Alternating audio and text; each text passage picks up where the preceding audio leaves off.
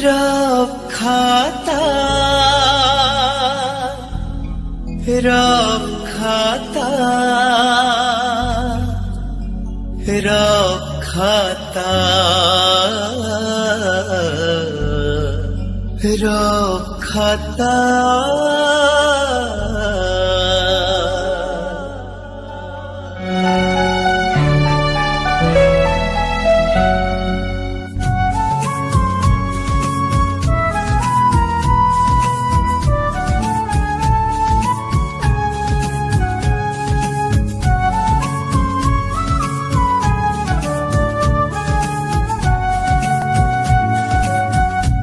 स्मृति अगणारे जन्ह पहरिले मने पड़े जेउ कथा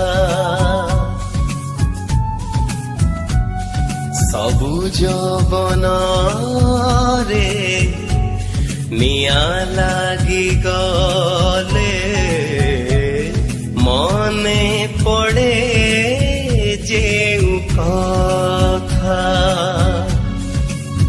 हृदय पृष्ठरे हेइछि गुंथा मो हृदय पृष्ठरे हेइछि गुंथा मो अलिभा कहानी कविता रब खाता रब खाता रब खाता रब खाता रब खाता रब खाता रब खाता रब खाता। नमस्कार दर्शक नमस्कार दर्शक बंधु स्टोरी इमेज रफ खातर संजय नईला परर फर्द को आपण मान स्वागत। संजय नईला परर फर्दरे आज आम सह अच्छा कवि श्यामपद चटर्जी, कवयित्री अनिता साहू, गीतिकवि बैद्यनाथ खिलार एवं गवेषक डॉक्टर निरंजन साहू। दुनिया कहूची भलरे भल सीए कि भलरे भल आउ टिके मुई भलरे थांती तुमे पाइतिले भल।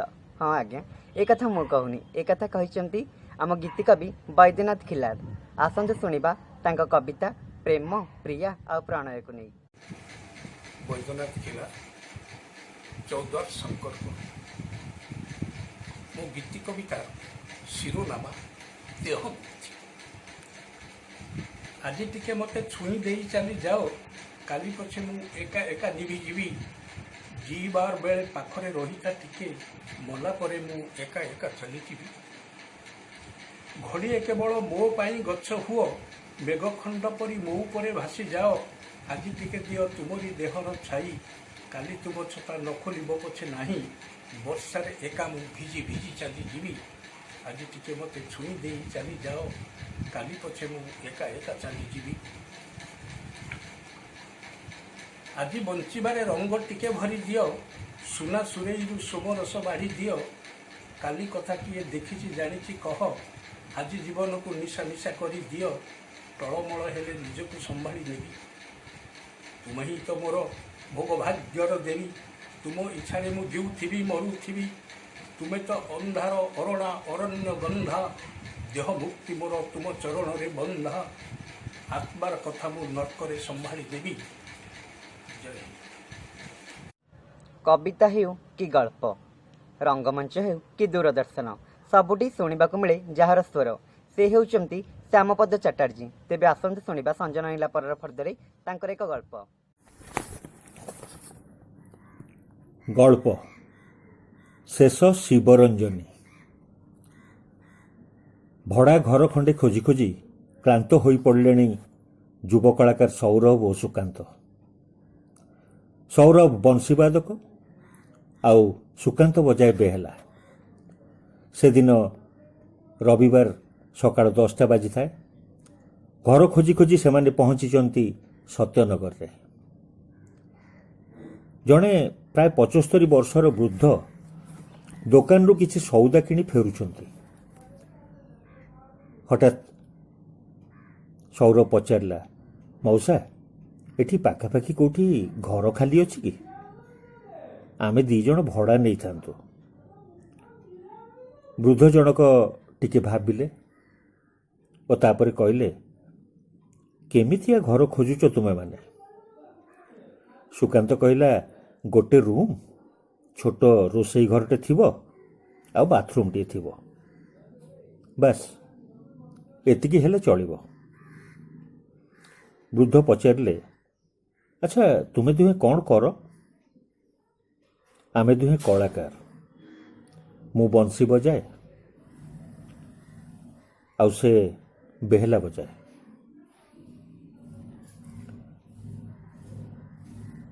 ବୃଦ୍ଧ କହିଲେ, ମୁଁ ମଧ୍ୟ ଜଣେ କଳାକାର। ବହୁତ ଦିନ ଧରି ଗୀତ ଗାଉଥିଲି।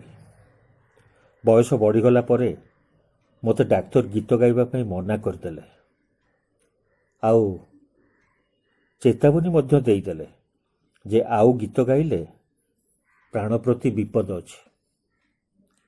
ତେଣୁ ଏବେ ଇଚ୍ଛା ଥିଲେ ବି ଆଉ ଗାଇବାକୁ ସାହସ ହେଉନି। ତେବେ ତୁମେ ଦୁହେଁ ସଙ୍ଗୀତର ପୂଜାରୀ ଜାଣି ଖୁସି ଲାଗିଲା। ଶୁଣ, ମୋର ଏଇ ଟିକେ ଆଗରେ ଘର ଖଣ୍ଡେ ଅଛି। ସେଥିରେ 2ଟି ବଡ଼ ବଡ଼ ରୁମ୍ ଅଛି ଓ ପ୍ରତି ରୁମ୍ ସହିତ ଗୋଟେ କିଚେନ୍ ଓ ଗୋଟେ ବାଥରୁମ୍ ଅଛି।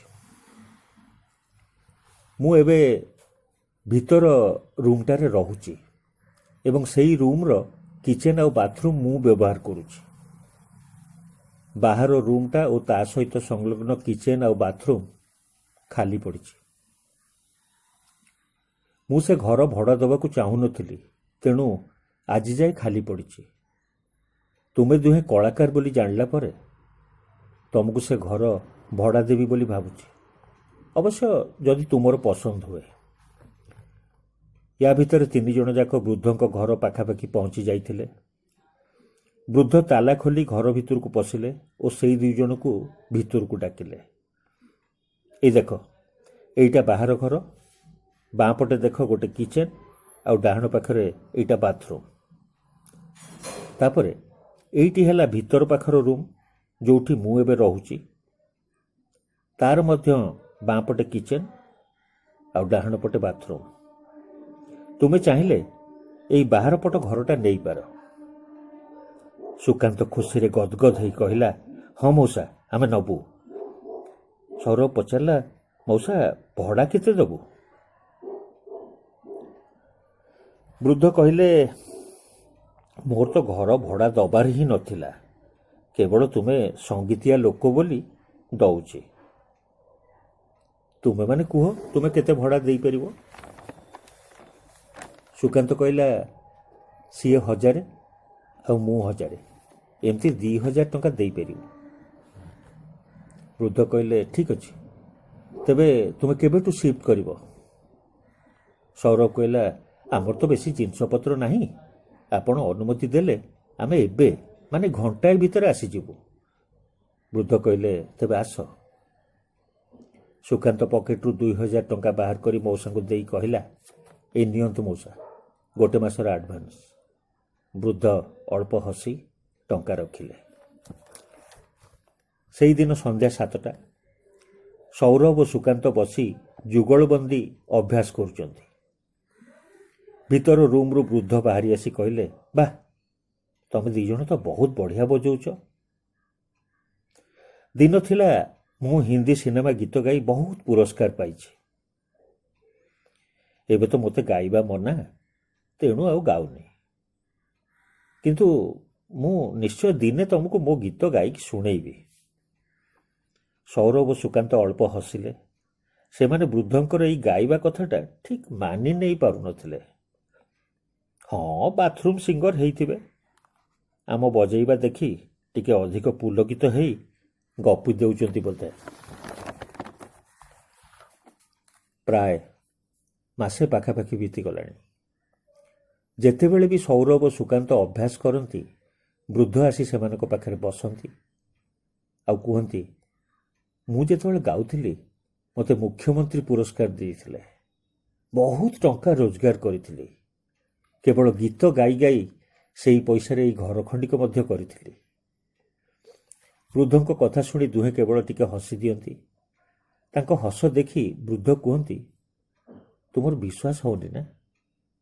ଠିକ୍ ଅଛି, ଯଦିଓ ମୋତେ ଗାଇବା ମନା, କିନ୍ତୁ ମୁଁ ଦିନେ ଠିକ୍ ତମକୁ ମୋ ଗୀତ ଗାଇ ଶୁଣେଇବି। ଅକ୍ଟୋବର ମାସ 3 ତାରିଖ। ସେଦିନ ସକାଳୁ ଝଡ଼ ବର୍ଷା ଲାଗି ରହିଛି। ହଠାତ୍ ଦେଖିଲା ବେଳକୁ ସୁକାନ୍ତ ଦେହରେ 104 ଟେମ୍ପରେଚର। ସେ ଖାଲି ବାଉଳି ଚାଉଳି ହେଉଥାଏ ଆଉ କହୁଥାଏ, ସୌରଭ, ମୋତେ ବହୁତ ଦୁର୍ବଳ ଲାଗୁଛି ରେ, ବୋଧେ ଆଉ ବଞ୍ଚିବିନି। ସୌରଭ ତାକୁ ସାନ୍ତ୍ୱନା ଦେଇ କହିଲା, ହେ ବୋକାଟା, ସେମିତି କାହିଁ କହୁଛୁ? ମୁଁ ଏବେ ଡାକ୍ତର ଡାକି ଆଣୁଛି। ସେ ଔଷଧ ଦେଲେ ତୁ ସାଙ୍ଗେ ସାଙ୍ଗେ ଭଲ ହେଇଯିବୁ। ସୌରଭ ଘର ମାଲିକ ବୃଦ୍ଧଙ୍କୁ ଡାକିଲା, କହିଲା, ମଉସା, ଆପଣ ଟିକେ ସୁକାନ୍ତ ପାଖରେ ବସନ୍ତୁ, ମୁଁ ଯାଉଛି ଜଣେ ଡାକ୍ତରଙ୍କୁ ଡାକି ଆଣେ। ବୃଦ୍ଧ କହିଲେ, ଆମ ଘର ପାଖରୁ 3ଟି ଘର ଛାଡ଼ି ମେଡିସିନ ସ୍ପେଶାଲିଷ୍ଟ ଡକ୍ଟର ଅବିନାଶ ପଟ୍ଟନାୟକଙ୍କ ଘର, ତାଙ୍କୁ ଡାକି ଆଣ। ସୌରଭ ଉଠି ପଳାଇଲା। ବୃଦ୍ଧ ସୁକାନ୍ତର ଖଟ ଉପରେ ବସି ତା ମୁଣ୍ଡରେ ହାତ ବୁଲାଇ ବୁଲାଇ କହୁଥାନ୍ତି, ଜମା ବ୍ୟସ୍ତ ହୁଅନି, ଏବେ ଡକ୍ଟର ଆସି ଔଷଧ ଦେଇଦେଲେ ଠିକ୍ ହେଇଯିବ ତୁମେ।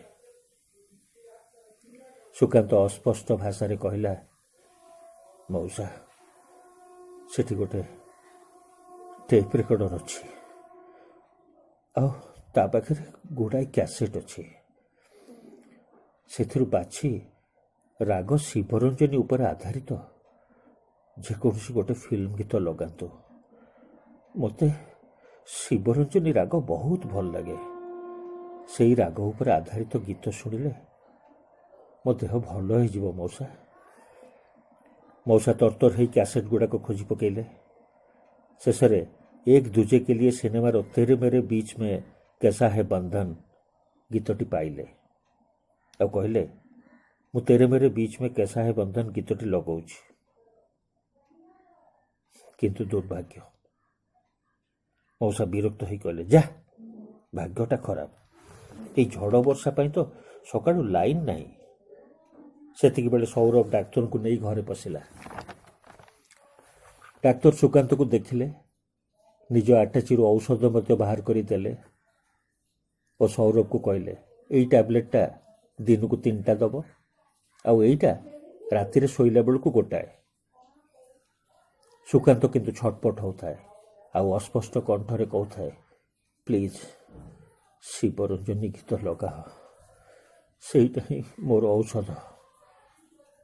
ଡାକ୍ତର ଉଠି ପଳାଉଥିଲେ, ହଠାତ୍ ଅଟକି ଯାଇ କହିଲେ, ସେ ଯେଉଁ ଗୀତ କହୁଛନ୍ତି ଲଗାନ୍ତୁ, ସେଥିରେ ତାଙ୍କ ଉପରେ ଟିକେ ଭଲ ପ୍ରଭାବ ପଡ଼ିବ।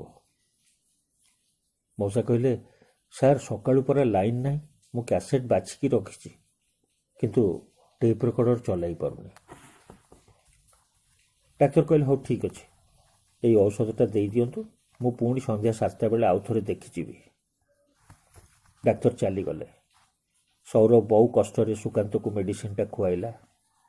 ସୁକାନ୍ତ କିନ୍ତୁ ଅସ୍ପଷ୍ଟ କଣ୍ଠରେ କହି ଚାଲିଥାଏ, ଶିବରଞ୍ଜନୀ, ଶିବରଞ୍ଜନୀ।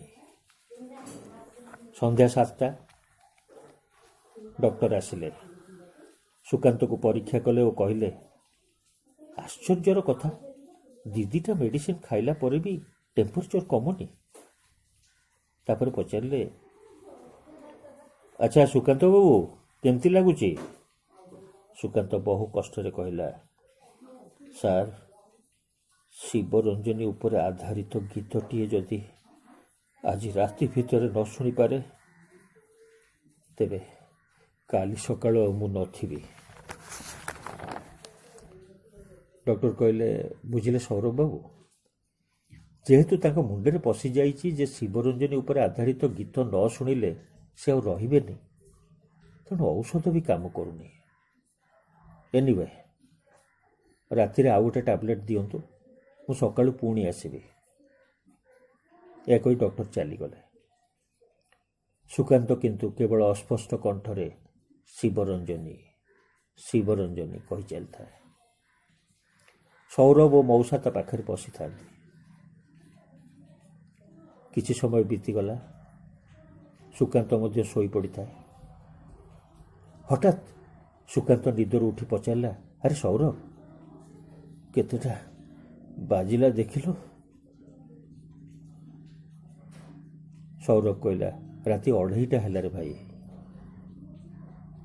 ସୁକାନ୍ତ କହିଲା, ରାତି ପାଇଲା ବେଳକୁ ମୁଁ ଆଉ ନଥିବି ରେ ସୌରଭ। ରାଗ ଶିବରଞ୍ଜନୀ, ଶିବରଞ୍ଜନୀ।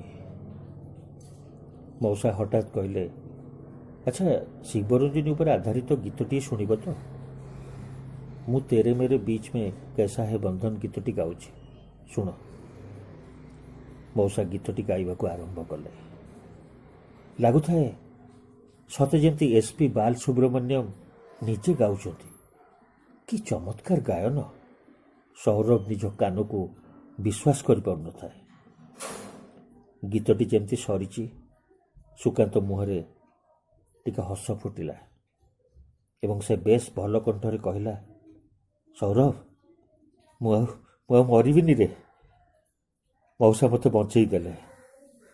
ମଉସା, ମୁଁ ଭାବିନଥିଲି ଆପଣ ଏତେ ସୁନ୍ଦର ଭାବରେ ଗାଇବେ ବୋଲି। ମଉସା ସାମାନ୍ୟ ଟିକେ କାଶିଲେ ଆଉ କହିଲେ, ମୋତେ ତ ଡକ୍ଟର ମନା କରିଥିଲେ ଆଉ ଗୀତ ଗାଇବା ପାଇଁ, ତଥାପି ଗାଇଦେଲି ବୋଲି ମୋ ଛାତି ଭିତରଟା ଟିକେ କେମିତି ପେନ୍ ହେଉଛି।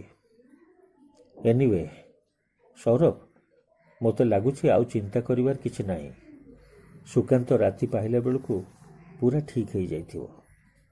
ମୁଁ ଟିକେ ରେଷ୍ଟ ନେବାକୁ ଯାଉଛି। ଏକେ ତ ମୋର ରାତି ଅନିଦ୍ରା ହେବାର ଅଭ୍ୟାସ ନାହିଁ, ସେଥିରେ ପୁଣି ଏତେ ବର୍ଷ ପରେ ଗୀତ ଗାଇଦେଲି। ଓକେ, ଗୁଡ୍ ନାଇଟ୍ ମୋର ପ୍ରିୟ କଳାକାର। ତାପରେ ମଉସା ନିଜ ରୁମ୍ ଭିତରକୁ ଚାଲିଗଲେ। ପରଦିନ ସକାଳ 7ଟା। ସୁକାନ୍ତ ସୌରଭକୁ କହିଲା, ଆରେ ସୌରଭ, ମଉସା କି ବଢ଼ିଆ ଗାଇଲେ କିରେ। ଆମେ ତାଙ୍କ କଥା ବିଶ୍ୱାସ କରୁନଥିଲେ, ହେଲେ ସେ ତ ବମ୍ବେର କୌଣସି ଗାୟକଠୁ ବି କମ୍ ନୁହନ୍ତି। ତାଙ୍କରି ଗୀତ ହିଁ ମୋତେ ନୂଆ ଜୀବନ ଦେଲାରେ ସୌରଭ। ତାପରେ ଉଚ୍ଚ କଣ୍ଠରେ ସୁକାନ୍ତ ଡାକ ଛାଡ଼ିଲା, ମଉସା, ମଉସା, ଉଠ, ମୁଁ ଟିକେ ଆପଣଙ୍କ ଚରଣ ସ୍ପର୍ଶ କରି ଆଶୀର୍ବାଦ ଭିକ୍ଷା କରିବାକୁ ଚାହେଁ। ସୌରଭ କହିଲା, ଟିକେ ରହିଯାରେ ସୁକାନ୍ତ, ଏକେ ତ ରାତି 2:30ରେ ଶୋଇଛନ୍ତି, ସେଥିରେ ପୁଣି ଡାକ୍ତରଙ୍କ ବାରଣ ସତ୍ତ୍ୱେ ଗୀତ ଗାଇ ଦେଇଛନ୍ତି। ଆଉ ଘଣ୍ଟେ 2 ଘଣ୍ଟା ଯାଉ, ତାଙ୍କୁ ଉଠେଇବା। ସମୟ ସକାଳ 9ଟା। ଡାକ୍ତର ଆସିଲେ। ସୁକାନ୍ତ କହିଲା, ଗୁଡ୍ ମର୍ଣ୍ଣିଂ ଡକ୍ଟର, ମୁଁ ଏକଦମ ଫିଟ୍ ଆଣ୍ଡ ଫାଇନ୍। ଡକ୍ଟର କହିଲେ, ଭେରି ଗୁଡ୍, ତଥାପି ମୁଁ ଟିକେ ତୁମକୁ ଚେକ୍ କରିଦିଏ। ଡାକ୍ତର ପରୀକ୍ଷା କଲେ ଆଉ କହିଲେ, ତୁମେ ସମ୍ପୂର୍ଣ୍ଣ ସୁସ୍ଥ ସୁକାନ୍ତ ବାବୁ। ବଟ୍ ଏଇଟା କେମିତି ସମ୍ଭବ ହେଲା? ସୌରଭ କହିଲା, ଏଇ ମିରାକଲଟା ସାର୍ ମଉସା ଗୀତ ଗାଇ କରିଛନ୍ତି। ଡକ୍ଟର କହିଲେ, ଆଚ୍ଛା, ସେ ଗୀତ ଗାଆନ୍ତି ନା କ'ଣ? ମୁଁ ମଧ୍ୟ ତାକୁ ଟିକେ ଧନ୍ୟବାଦ ଜଣାଇବାକୁ ଚାହୁଁଛି। ଆଚ୍ଛା, ମୁଁ ଏଇଠି ବସିଛି, ତମେ ଟିକେ ତାଙ୍କୁ ଡାକି ଆଣ। ସୌରଭ ସୁକାନ୍ତ ମଉସାଙ୍କ ରୁମ୍ ଭିତରକୁ ଯାଇ ଡାକ ଛାଡ଼ିଲେ, ମଉସା, ମଉସା, ଉଠନ୍ତୁ। କୌଣସି ଜବାବ ମିଳିଲାନି। ସୁକାନ୍ତ ମଉସାଙ୍କ ଦେହକୁ ଟିକେ ହଲେଇ ଦେଇ ପୁଣି ଡାକିଲା, ମଉସା, ମଉସା। ଆଉ ନଡ଼ଚଡ଼ ମଧ୍ୟ ହେଉନାହାନ୍ତି। ସୁକାନ୍ତ କହିଲା, ଆରେ ସୌରଭ, ମଉସାଙ୍କ ଦେହଟା ଏତେ ଥଣ୍ଡା କାହିଁକି ଲାଗୁଛି ଦେଖିଲୁ? ଗଲୁ ଗଲୁ ଡକ୍ଟରଙ୍କୁ ଡାକିଲୁ। ସୌରଭ ବାହାର ରୁମ୍କୁ ଆସି ଡକ୍ଟରଙ୍କୁ ଡାକି ନେଲା। ଡକ୍ଟର ମଉସାଙ୍କୁ ପରୀକ୍ଷା କରି ଗମ୍ଭୀର କଣ୍ଠରେ କହିଲେ, ସରି, ହି ଇଜ୍ ନୋ ମୋର୍। ଯୁଗେ ଯୁଗେ ଭକ୍ତଟିଏ କରିଥାଏ ଭଗବାନଙ୍କୁ ପ୍ରତୀକ୍ଷା। ସେ ରାଧା ହେଉ, ମୀରା ହେଉ କି ହେଉ ଶବରୀ। ସେହି ପ୍ରତୀକ୍ଷା ସମ୍ପର୍କିତ ଏକ କବିତା ନେଇ ଆସିଛନ୍ତି ସଞ୍ଜନ ଇଲାପରର ଆଜିର ଫର୍ଦ୍ଦରେ କବୟିତ୍ରୀ ଅନିତା ସାହୁ। ତେବେ ଆସନ୍ତୁ ଶୁଣିବା ତାଙ୍କ କବିତା। ପ୍ରତୀକ୍ଷା କରିଥିଲା ଅମୂଲ୍ୟ, ଆଜି ମୁଁ ମଧ୍ୟ ପ୍ରତୀକ୍ଷା କରୁଛି। କେବେ ଅନ୍ତ ହେବ ମୁଁ ଜାଣିନାହିଁ। ଆସନ୍ତୁ, ଆଜି ମୋର କବିତାର ଶୀର୍ଷକ ପ୍ରତୀକ୍ଷା। ଭଲ ମଣିଷଙ୍କ ଭିତରେ ମୁଁ କ'ଣ ଏକାକୀ ଖରାପ? ଆଗରୁ ତ ମୁଁ କେବେ ଖରାପ ନଥିଲି, ମୋ ଭାବନା ବି ଖରାପ ନଥିଲା। ସବୁ ମଣିଷଙ୍କ ଭାବନା ଭିତରେ ମୋର ଖରାପ ଛବିଟା ଆଙ୍କି ହୋଇଯାଇଛି। କେବେ ଖରାପ ହୋଇଗଲି ମୁଁ? ଦୂଷିତ ହୋଇଗଲା ମୋର ରକ୍ତ, ଦେହ ସାରା ଚର୍ମ ରୋଗ, ଘାର ଗନ୍ଧରେ ଉଡ଼ି ବୁଲୁଛନ୍ତି ଛି ଛିର ମାଛି, ଉଡ଼ି ବୁଲୁଛନ୍ତି ଛି ଛିର ମାଛି। ପ୍ରଶ୍ନର ସେଇ ବୁଢ଼ିଆଣୀ ଜାଲରେ ଆତ୍ମା ମୋର ଛନ୍ଦି ହୋଇଯାଇଛି। ପ୍ରଶ୍ନର ସେଇ ବୁଢ଼ିଆଣୀ ଜାଲରେ ଆତ୍ମା ମୋର ଛନ୍ଦି ହୋଇ ପଡ଼ିଛି। ଆଉ ମୁଁ ପ୍ରଶ୍ନର ଉତ୍ତର ପାଇବା ଆଶାରେ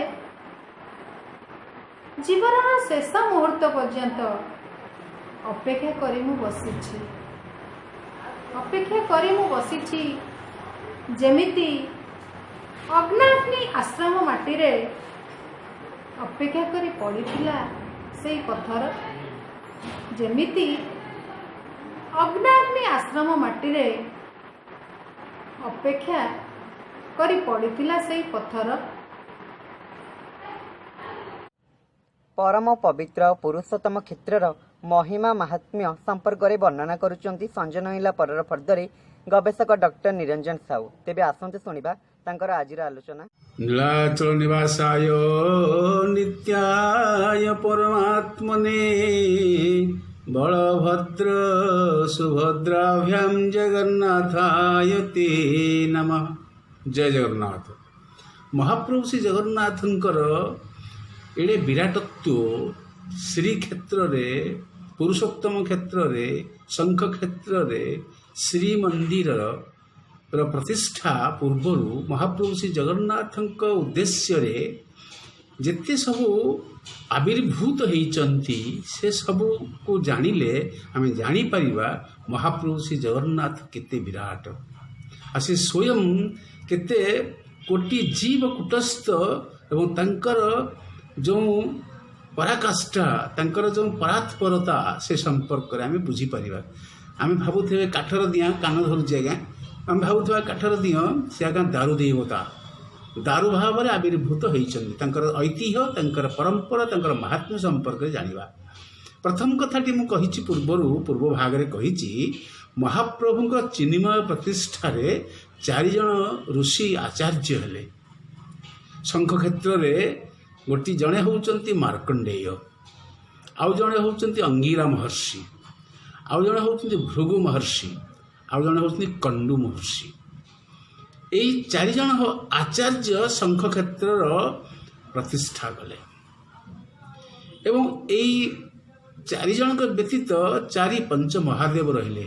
मु कहिछि पूर्व जे रहिले लोकनाथ रहिले मार्कंडेश्वर रहिले जमेश्वर कपालमोचन आउ नीलकंठेश्वर ये पंच महादेव। यह व्यतीत ईशानेश्वर क्षेत्रपाल अष्टशंभु और पातालेश्वर मध्य अच्छा जो मैंने शंख क्षेत्र नुहे श्रीमंदिर अंतस्तर अच्छा। यह व्यतीत रहिले नृसिंह कारण भगवान श्री जगन्नाथ प्रथम नृसिंह अवतार होती। पंडु नृसिंह आदि नृसिंह केशी नृसिंह बाड़ी नृसिंह खंब नृसिंह अभय नृसिंह गुमुट नृसिंह लक्ष्मी नृसिंह मंत्र नृसिंह यही भाव में जगन्नाथ मंदिर भितर मान अच्छा। एवं कानपता हनुमान एवं हनुमान जी होती अजर अमर आज पर्यंत चिरंजीवी भाव में अच्छा हनुमान एवं बेड़ी हनुमान कानपता हनुमान एभली हनुमान मान चारिपट जाक अच्छा।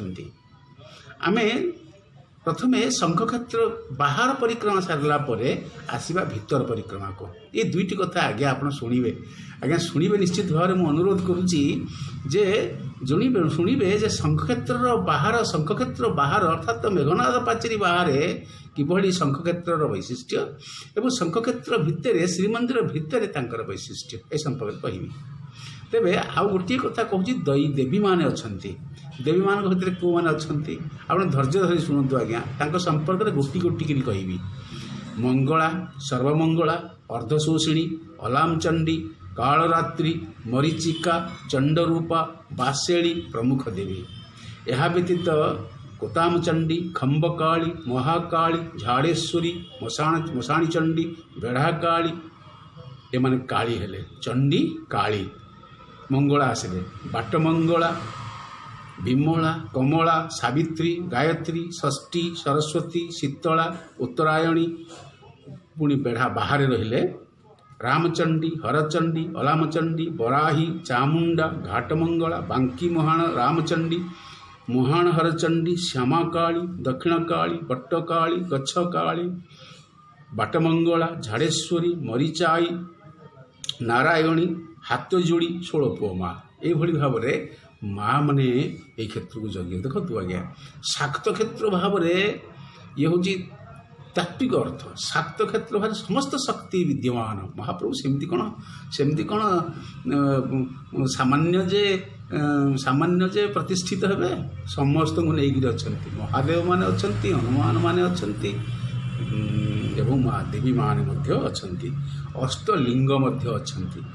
କପାଳମୋଚନ ଲିଙ୍ଗ, ଅବୁଢ଼ାଲିଙ୍ଗ, ଫୁଟାଲିଙ୍ଗ, କ୍ଷେତ୍ରପାଳ, ଯମେଶ୍ୱର, ମାର୍କଣ୍ଡେଶ୍ୱର, ଈଶାନେଶ୍ୱର, ବିଶ୍ବେଶ୍ୱର, ନୀଳକଣ୍ଠ, ବଟେଶ୍ୱର, ଏଭଳି ଲିଙ୍ଗମାନେ ମଧ୍ୟ ଅଛନ୍ତି, ଯେଉଁମାନେ ପାତାଳ ଫୁଟି ଲିଙ୍ଗ ଅଛନ୍ତି। ଆ ପୂର୍ବରୁ ତ ମୁଁ କହିଛି, ଏଠି ବଟ ଭିତରେ ଗୋକର୍ଣ୍ଣ, ଏଇ ବଟ ଭିତରେ କଳ୍ପଦ୍ରୁମ ହେଉଛନ୍ତି ଅକ୍ଷୟ ବଟ ଜଣେ ଯାହା କୁହନ୍ତି, ଇଏ ହେଉଛନ୍ତି ପ୍ରଧାନ।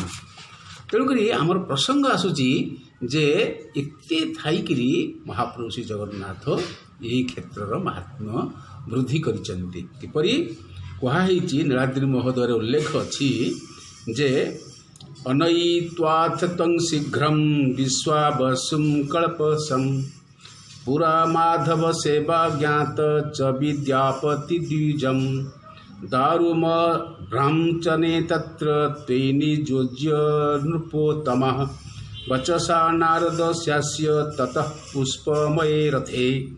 ଅର୍ଥାତ୍ ନିଷ୍ପାପ ବିଶ୍ୱାବସୁ ଆଉ ମାଧବ ସେବା ତତ୍ପର ବିଦ୍ୟାପତି ପୁରୋହିତଙ୍କୁ ଦାରୁବ୍ରହ୍ମଙ୍କ ସେବା ପୂଜାରେ ନିଯୁକ୍ତ କରି ନାରଦ ମହର୍ଷିଙ୍କ ପରାମର୍ଶ କ୍ରମେ ଇନ୍ଦ୍ରଦ୍ୟୁମ୍ନ ବ୍ରହ୍ମାଙ୍କୁ ଆଣିବା ପାଇଁ ପୁଷ୍ପକ ରଥରେ ବ୍ରହ୍ମଲୋକକୁ ଗମନ କଲେ। ସେହି ସମୟରେ ବ୍ରହ୍ମ ସଙ୍ଗୀତ ଶ୍ରବଣରେ ନିମଗ୍ନ ଥିଲେ।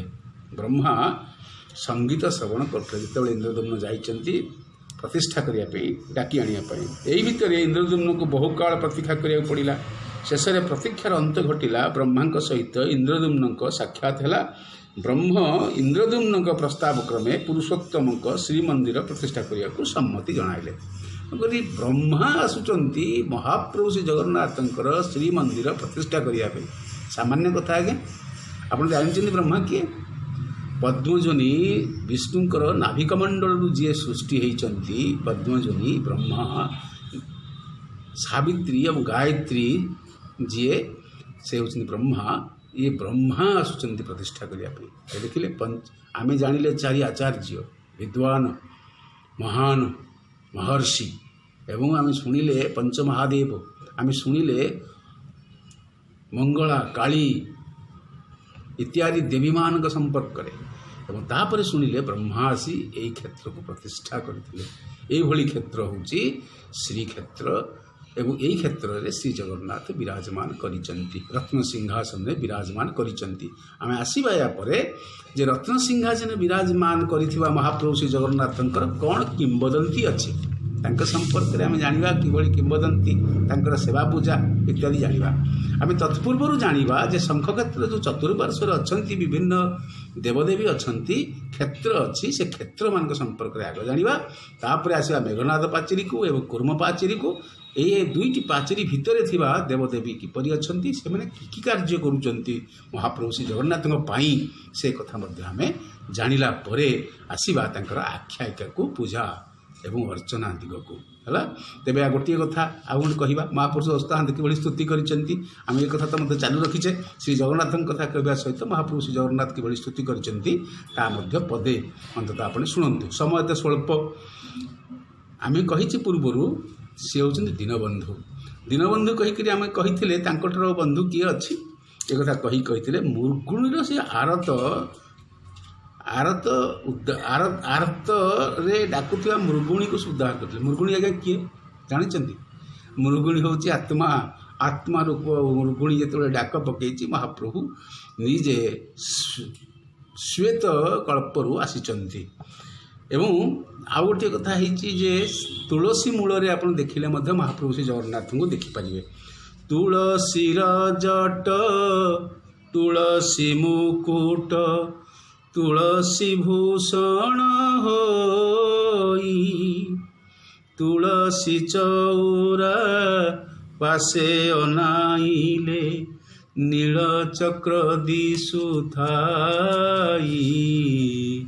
नील चक्र दिशुथाई तापरे अब निरभार संकट पड़िला अब निरभार संकट पड़िला पत्थर को कल भेड़ा अकूल समुद्रे मो भेड़ा भासुछि पारी कर चका डोला पारी कर चका डोला जीव होची पराहत जीव पराहित जीव अर्थात मृगुणी परी ये जो आरती अवस्था जो आत्मा अच्छी तार उद्धार करने पत्थर जमी भेड़ा करके माड़ी बसी दुख शोक ये दुख शोक को परित्राण करेंगे केवल से ही दिन बंधु महाप्रभु श्री जगन्नाथ ये आरती रे